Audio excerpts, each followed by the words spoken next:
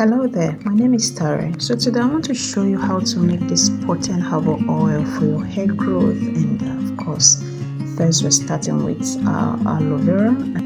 So after we're done chopping, we're going to quickly pop that into the pots that we're going to be using, and then of course we'll follow up with our other ingredients such as rosemary leaves.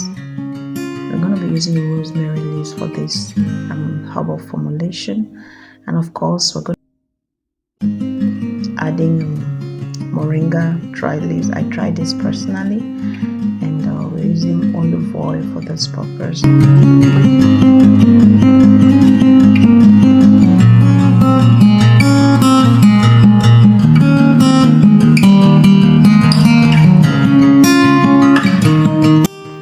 And the next thing is to put the pot on the burner and let it simmer for a few minutes, and yeah.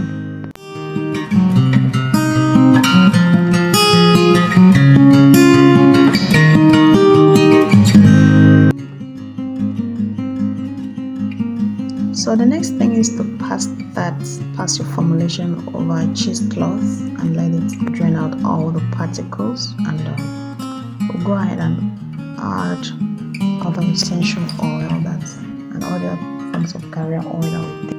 So first on the list, I'll be using castor oil. Castor oil is a very potent oil for hair growth, followed by vitamin E.